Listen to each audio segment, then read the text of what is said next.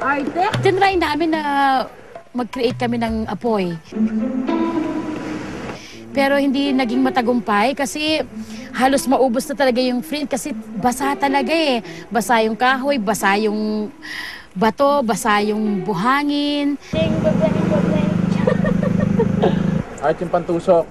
Ready ka ng pantusok. May mag-lotion. Pwede mo nang ano yun to, Art. Pwede mo nang... Medyo ano na rin sila na-frustrate. Sabi ko, ako na, try ko lang. Sinaga ko siya, flint. Ano lang, may technique lang talaga eh. Parang makukuha mo lang yung parang rhythm niya.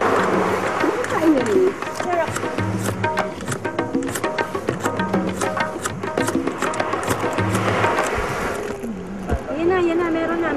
Wait. Nagka-fire kami eventually. Para kami nagka-gold bigla.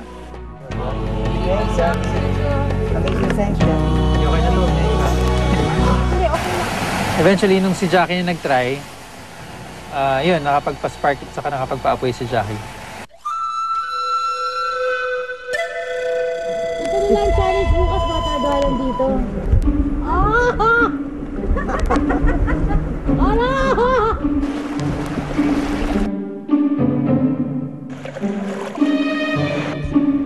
It's amazing because the spa is amazing. And of course, naging term na namin ng lahat nga na galing kay Betong yung word na amazing. Tawag nga namin spamazing eh. Kasi yung amazing na word, yan, ang galing yan kay May at kay Beto.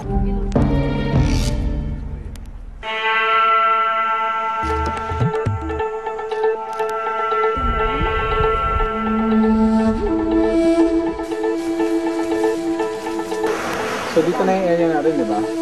Yeah. Dito natin kasabit yung hammock dun, no? Bro, we should take the initiative. Nakakahiyaan na naman eh. So sinabi ko na yung idea ko na ganito, mababa, mataas, ganun.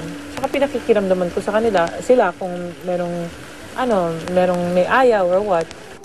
Sila Jackie, pati si Angelica, siguro sa grupo, sila yung madalas mag-utos. Yung parang, oh, there's no more fire, ganyan. Oh, how about this, ganyan. Parang we should get, pero ang nakakatuwa naman doon, kumikilos naman din sila.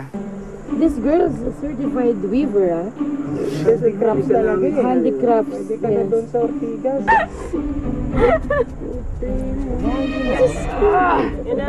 Kasi ang galing niyang yun, magtali. Tapos, tama yung sinasabi ni Beto niya, best in home economics siya.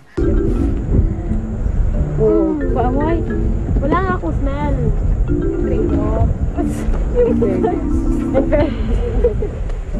Gas. Ayaw mo maniwala. Sige.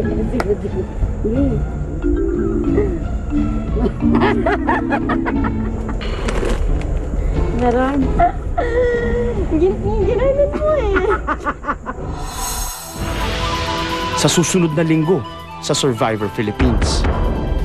Pasok, Tribo Bulan!